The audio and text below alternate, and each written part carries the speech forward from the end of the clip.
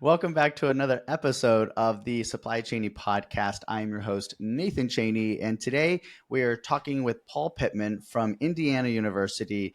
And Paul probably has one interesting perspective in that he's been part of ASCM and APICS and part of the educator and certifying community within supply chain for a good minute. And today we want to talk a little bit about that. We also want to touch on the upcoming Chainge Conference going on in Columbus, Ohio. We'll save that for the end. I first want to kind of just learn about Paul a little bit more, Paul the man and the person. So Paul, welcome to the Supply Chaney podcast. Could you tell us a little bit more about yourself and what you're all about? Well, I'm a faculty member at Indiana University. I've been teaching most of my life at this point, um, but I'm one of those odd academics where I've very much applied. So one of the reasons why I'm at my particular campus, which is the Indiana University Southeast campus, is because I was hired as part of the graduate program, and our 99% of our graduates work full time. So I'm very much interested in helping them understand how what we're talking about applies directly to their lives, their jobs and organizations. I see. That's an interesting concept to have that kind of student body. Yeah. It's also challenging because they're going to school part time, working full time, and they're usually very successful, bright, capable people, and they don't have tolerance for anything other than what they see as something beneficial and relevant, which is great. I've interacted with a number of IU grads that have been on the podcast, and I've been impressed with, and I've worked with some, and I've been impressed with all of them. So I think y'all are doing something right up there. I, Um, I hope so. Paul, could you talk a little bit about yourself personally, like kind of what your background is? Are you from Indiana? You know, you work 10 miles from where you grew up, or are you from somewhere else in the world? Well, I'm originally from Illinois. Okay. I grew up in a suburb of Chicago, and I'm fortunate that my parents and some of my family still live in that area. I went to as an undergraduate to Eastern Illinois University, and that's also where I got my MBA. It was at that time that I realized I started out in human resource management, and then I took a course in operations management. I'm like, wow, this stuff's really interesting. So I ended up getting a double major in operations management and in supply chain management. And then once I went into my MBA program, one of my mentors was a member of APICS, the predecessor to ASCM, and he told me in one of my first graduate classes that he says, Paul, you really don't understand operations management. And of course, that could be very offensive for somebody who just graduated. But I found out Dr. Norman Ware was his name, was right. And he introduced me to APICS. He introduced me to the certifications and got me involved with as a mentor with learning the APICS body of knowledge, Uh, particularly certified planning and inventory management. So I that's see. how I got Okay. involved. So what was the early influence that made you kind of want to go in and study operations management, I guess, in the first place? Well, I really enjoy seeing how things are actually made. So it's Okay. probably this combination of the practical side of it. Um, I do like the people side of things because I think that's important, but I also like the practical things of how do we get this? How do we make this? How do we get something done? Hmm. That's why a lot of my personal hobbies and interests, I'm actually physically doing something or making things. And my current home I built myself. So that's part of the balance between the academic world that I really enjoy and the practical Hmm. side of things of using my hands and figuring out how things work. So there's nothing more intriguing and exciting than to see how they actually make something or how they provide a service. It's always opportunities to learn to see. You know, I can share your sentiment on that because I grew up on a farm with tractors and hay and cows, and I think that people that have kind of this idea of like liking to work with their hands with physical things and build stuff that you can see at the end of the day versus zeros and ones on a screen or something like that. I think they tend to gravitate toward supply chain and logistics. And in fact, I interviewed two Appalachian State supply chain students and asked them both like what their summer jobs, and they're both supply chain majors. Both of them ran little lawn care businesses, and I did as well. And I was like, I think maybe like your career path to being a logistician one day is being the lawn boy, for the neighborhood. I don't know, but what was growing up like for you there in the Chicago area? Well, kind of a mix. It was a suburb of Chicago, but it was in a sense rural at that time. So the town was Batavia, Illinois, for those who know those locations. But at any rate, I mean, among other things, I detasseled corn. You're probably familiar with that. Okay. Worked at the farms, but I also did a lot of a variety of other different jobs, including construction, etc. So I was taught, and probably was our family principles of hard work Hmm. and trying different things and rising to new challenges. And one of the things that I currently do now that I started as a young man is racing speedboats. So I don't actually Okay. race them anymore. I did last year a little bit, but I actually design and build speedboats, which is kind of a fun, creative hobby for me. And my daughter and son-in-law drive the boats that I build for them, and both are multinational champs in the boats that I build. So Wow, I just got chills right now. That is so cool. What's the format of the hull or whatever for these speedboats? I know the one I'm most familiar with is like these foils that kind of like float over the top of the water. Is that the kind you're talking about, or yeah, these are hydroplanes. Yeah, hydroplane? Yeah. so many of the people we build a smaller. I build a smaller version that are kneel Hmm. down, but they still go 100 miles an hour, between 70 and 100 miles an hour, depending upon the class. So Okay. they're designed with composite materials. I vacuum bag, and I also use wood. So it's just kind of a creative outlet, and there's good people that I've met literally from all over the world that are involved in the sport. So it's a fun group, just an interesting hobby. Like many of us have hobbies. Some people it's horses or baseball or pickleball or whatever it might be. Yeah. This is the group. So And you just build houses and race boats. That's you've got to be the first person that came out with that combo of skills and hobbies there my for dad the was an podcast. architect, so that probably influenced me on it. There's worse things in life, I suppose, Yeah, right? yeah. Um, that's really, really cool. The thing about this particular forum in this setting for what I want to create for the podcast is to hear what those hobbies are. Who are the people behind the supply chain industry that really make this tick, and what kind of backgrounds and personalities are they bringing to the industry? Let's dig into a little bit more into like your kind of formative years of going from operations management and going for that master's degree, and then kind of what happened from there. Well, I worked primarily after I graduated. I was offered a job teaching at a university with my master's degree, and I had the opportunity to work at several um, different universities in Illinois and University of Houston, and I then at Valparaiso University. And I realized that if I want to make a career out of this, I really need to get my PhD. The dilemma for me was I still wanted a very practically oriented degree, which is kind of a dilemma in academics because you're also doing research, which I do enjoy. So that Hmm. curiosity and that growth and development. So I landed on going to the University of Georgia, which was a good fit. And by the way, those faculty were very involved with APICS and ASCM as well. That's probably why I was attracted to them. And then when I went there, I ended up working and getting my PhD at the University of Georgia in operations management. But at the time, in the mid 90s, they did not have supply chain management degree programs or PhD programs. So I was interested in end to end supply chain.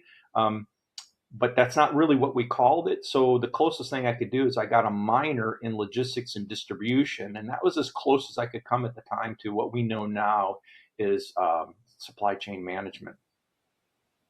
I see. I see. I've heard this story. So many folks I've talked to it's interesting that folks that have been in the industry for a little while, there weren't really logistics and supply chain management degrees. So what I've kind of coined is like that we borrowed and stole from other professions and other industries and kind of pulled them in. And then now we've got such kind of a growth of dedicated supply chain and logistics programs that we can like grow our own now, right? Rather than kind of stealing from the industrial engineering majors and associate. And you've probably had a front seat to that over the years. Oh yeah, my minor, which was in logistics and distribution, was offered through the marketing department.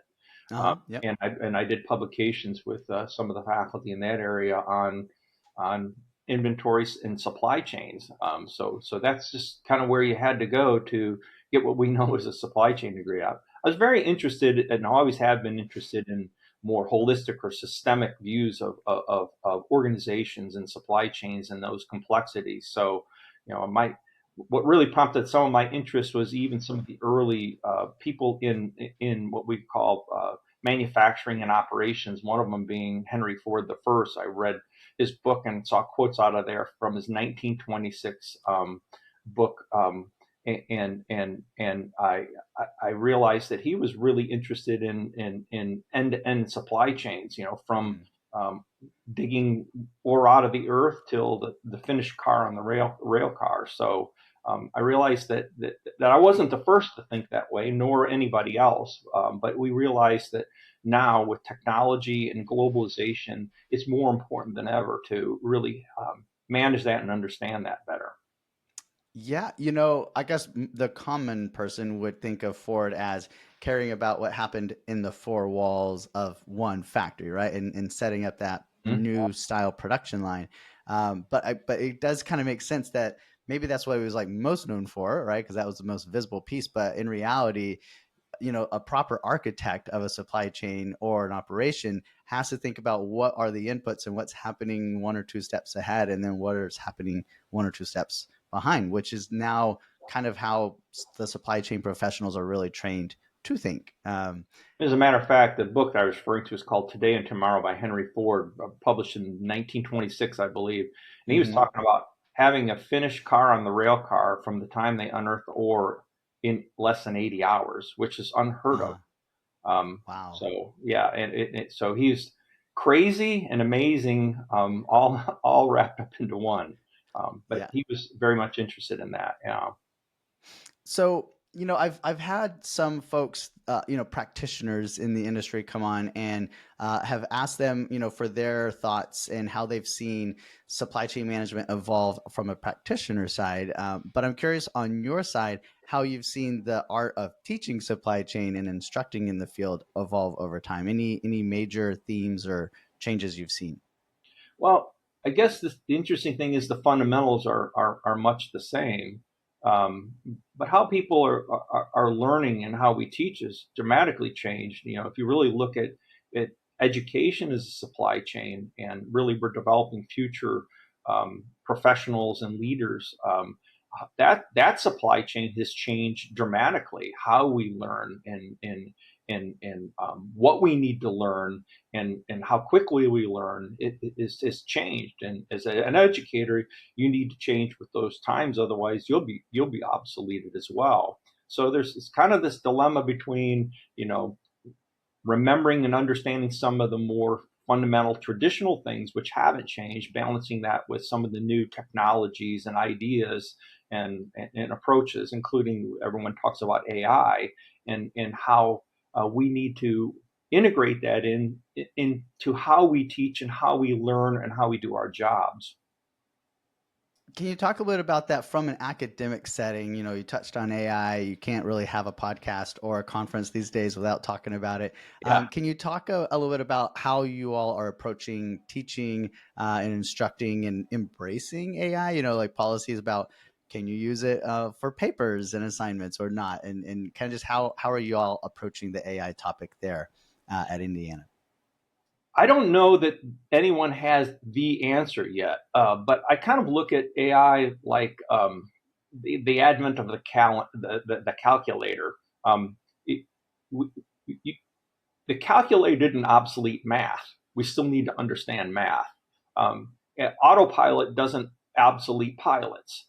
Just like AI won't obsolete supply chain or other folks.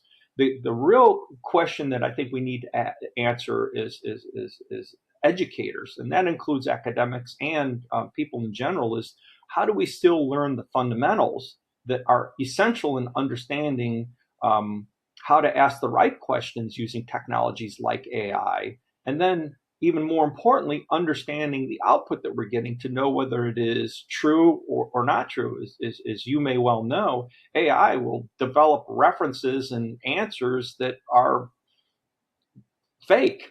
So we need to be able to have a critical eye to understand that.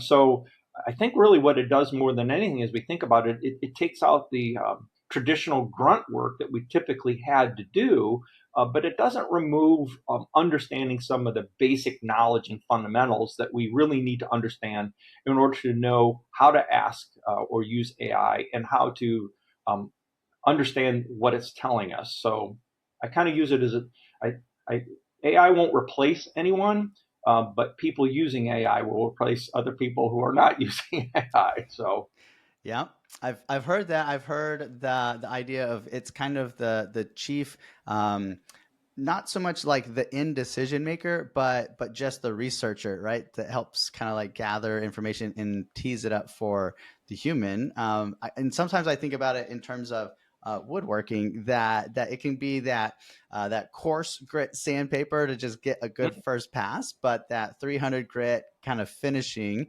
should be left up to the humans in the loop to make the final pass, right? totally agree. And I mean, I see it more pervasive. It started with undergraduates and now my graduate students. They'll take a question that we're having in discussion, especially if it's online, and they'll cut and paste it and put it into AI, and then they literally cut and paste what AI told them is their response. And you can Mm-hmm. tell that they don't understand really what it is that AI told them.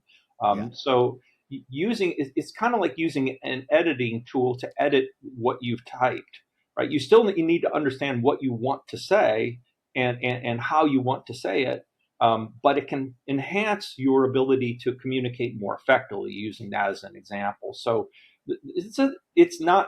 I don't know that the answers on how best to use it, how best to teach with it, have been answered yet. But mm-hmm. um, I think we still need to learn the fundamentals and then say, okay, so now let's do a case scenario where we're solving a problem like this or answering a question like this, and let's see what AI tells us and how we can use that and be more of a critical thinker of what it is that we're asking, what it is that it's saying. I see. I see. Let's dig into your history with Apex a bit. You mentioned that early on that because it was kind of the association for operations management and whatnot, that you had early exposure to it, and you've kind of stayed part of the organization for some time. And could you maybe reflect on the transition, here as of late, from taking the name Apex and kind of broadening it out and renaming it to the Association for Supply Chain Management? Well, that was a very logical step forward. It seems so um, it seems so acceptable now that people's like, well, how could you not have done that before? And that transition was a big deal and a big discussion at the time. But with hindsight, it was absolutely what we should have been doing. Um, I was involved with certification. I got involved because I started learning, and then because I was involved in education, I started teaching certification.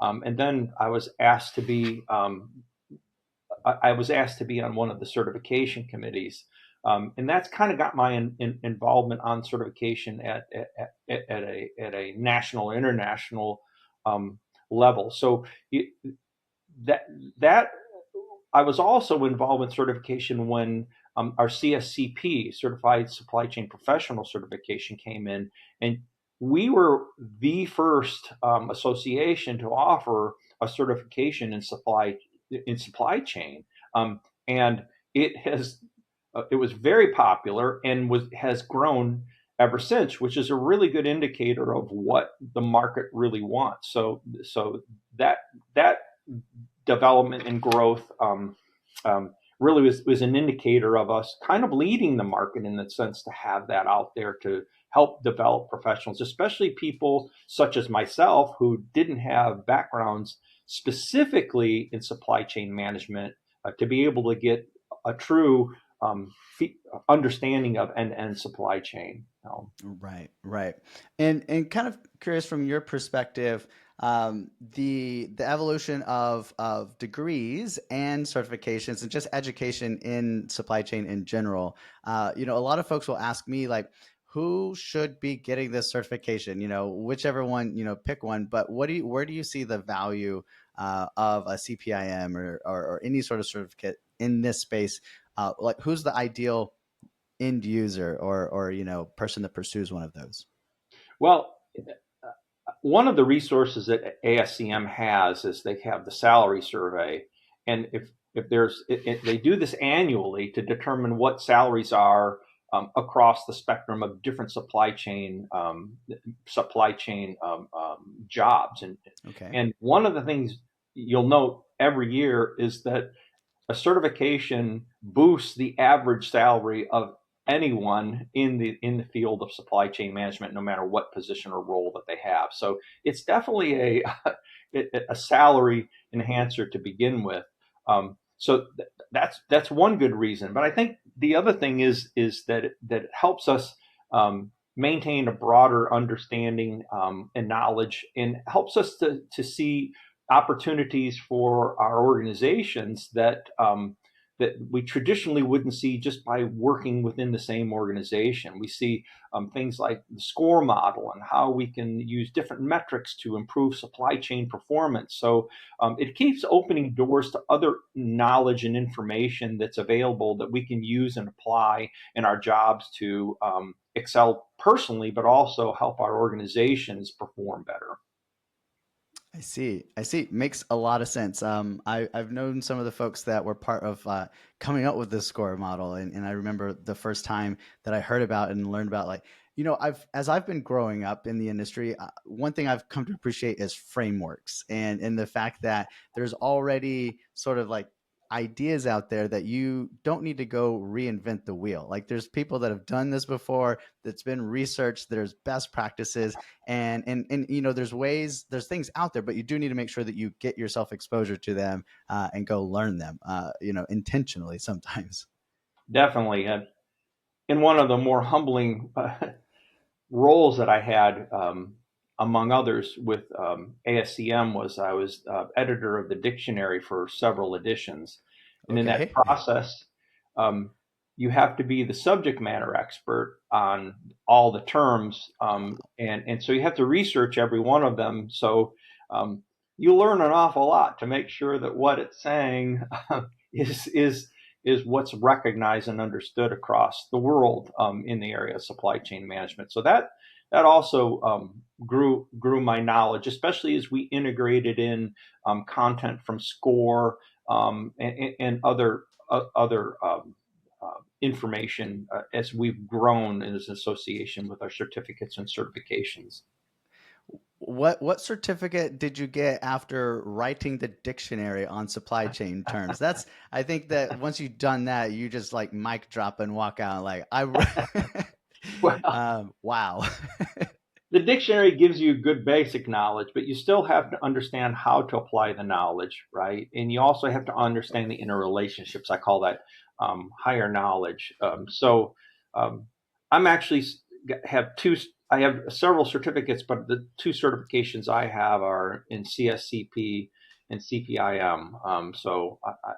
I need to sit down and do the CLTD and want to do the others, but part of that is just humbling myself and learning it and making sure that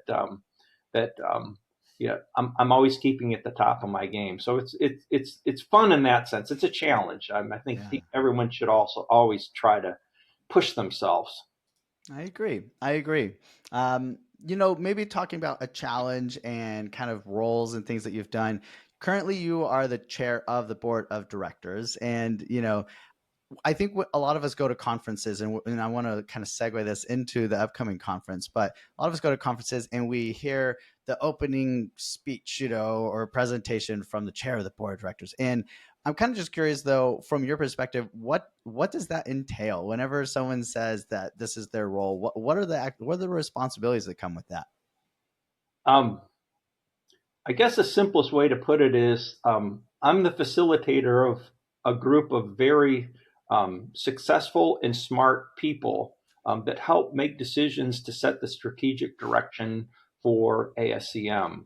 Hmm. If you go to our to the ASCM website and you look at leadership and you look at the board members and you see their backgrounds, you can see I'm humbled by sitting in the same room with all these folks with their backgrounds and knowledge. And um, no one comes into any of our meetings thinking that they're the smartest person in the room, because you're surrounded by brilliant, successful people. So my role really is in putting the issues out there and helping facilitate the decisions that set the direction for the organization. I see. I see. And is that a 1 year term, 2 year? Like how does the term sort of get determined and that sort of thing? Um, After being a board member, you have to have been a board member. You are selected by a nominating committee and approved by the board to be what they call the chair elect for 1 year. And Mike Bungie, who's one of our speakers, um, chief supply chain officer for Hamilton Beach, he's the chair elect this year and will be chair Okay. the following year. So it's 1 year chair elect and 1 year as chair, which keeps people new ideas and new and fresh leadership coming through all the time. Individual board members only serve a 3 year term, so we don't have people on our board that are there for life. They're there for 3 years. I like it. I like it. That's smart, especially if you are, you're in the business of needing to be innovative and continuing to pursue the next thing. It's sometimes in an organization having turnover so much you don't get to, allow people's vision to come through fruition. But I think that, in this setting, it probably works really well. Yeah, we have top supply chain leaders from all over the world that are on our board, and we get applicants to serve on the board from incredible talent. It's hard to select. Usually, three come off each year, and three Hmm. new ones come on, and it's an incredible group of talented people. That's pretty cool. ASCM is in good shape with the team with the board of directors we have. Awesome. Awesome. Let's talk a little bit about, let's go ahead and take that next step toward talking about just conferences. So we've talked a lot about certifications and whatnot, but there's this whole thing that really I think I'm most passionate about in the industry is the networking and the just getting to see people, look them in the eye, hear their stories. And so can you talk about like kind of the approach to conferences and events that have existed at Apex and now ACM and then kind of move us into to Chainge now? Well, I'm on the same page as you. Ultimately, interacting with other people and other professionals is the greatest learning opportunity that we have. Um, to listen to talk to interact with people in our profession, to learn from what they've learned, to help us do our jobs better, and to know things that we haven't even thought about, I think is one of the biggest benefits of going to conference. Um, this year, we've changed the orientation of our conferences to be far more interactive than we have in the past, because there's a high value add in sharing our ideas and learning from one another, and also testing the ideas and thinking together. So in the past, the ASCM conference has been going into sessions and listening to experts talk on particular topics. Now we still have keynote sessions of people who are recognized supply chain leaders from all over the world, but we also have opportunities, many opportunities for people to talk about those topics with their peers and one another in roundtable discussions, etc. Um, I had the opportunity to first experience this with ASCM at our Chainge European conference, and it was incredibly well rated and received because people really enjoyed being able to talk and to share with one another. So they had the benefit of having the experts up there in the plenary sessions and the main sessions to listen to them. But they also had breakout sessions where we have facilitators at roundtable discussions where people are discussing and sharing ideas. And many people are taking lots of notes and learning from one another. And it's a way to share things in what I would call a safe environment where we can really generate ideas. And learn from one another, learn from things that work and learn from things that haven't worked so well for us. I see. I see. Could you talk a little bit about maybe like what you're most excited about or looking forward to for this upcoming event? Well, there's a lot of things I'm excited and looking forward to. We have some excellent key speakers. These people were specifically invited because of their background and expertise. You know, people like Gina Raimondo, who's the former Secretary of Commerce for the U.S. Department of Commerce, and other people such as her that have been invited and have that are coming to share.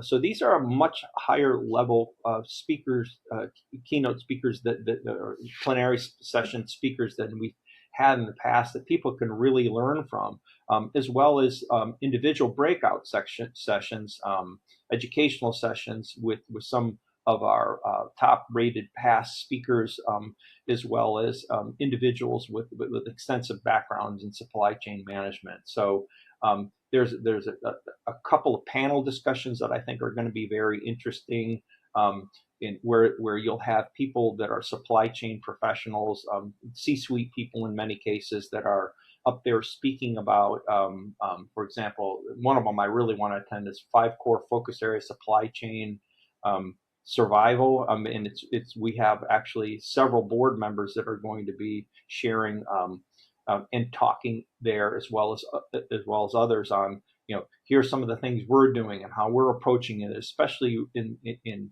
with all the challenges that we have globally in supply chains, whether it's tariff, globalization, pandemic, and uncertainty. How do we navigate this, and how do we approach this to make sure that we're positioning our organizations for future growth and success? So those are a couple of the things the sessions that I'm really interested in attending. I think that I heard something about a particular session just for chief supply chain officers or something to that Yes, effect. there's a special session for CSCOs, Chief Supply Chain Officers, that the people are that they're invited to, so they get some direct one-on-one interaction with one another, to learn and connect that way, as well as it creates a situation where they're going to be at the conference to interact with other supply chain professionals. So they have their own separate session where they have one-on-one speakers with them, higher value add, speaking to the C-level suite, but they also are going to be there participating with conference with conference attendees as well. So there's that win-win, so specific for them to participate in, as well as them interacting with the other conference participants. I gotcha. Gotcha. That sounds pretty cool. Hopefully I'll be Time able to you've done sneak in this. there with my camera and microphone real quick for a quick interview. Oh, yes, come on by. Yeah, it should be a very interesting and engaging session. So Nice, nice. So as we kind of like wrap up here, one thing that I like to ask a lot of the guests that come on the podcast, and especially I think you're well positioned to answer this, given that you're an educator, is that students today who are trying to pursue a career in supply chain, like kind of what's your go-to words of advice for them as they kind of navigate their final classes and start to kind of go look for that, getting their foot in the door in a supply chain career started? one thing that's never changed is the more you learn, the more you realize you don't know. And that changes forever. Often we've thought is once I get my degree, I'm done. But the reality is you've just begun.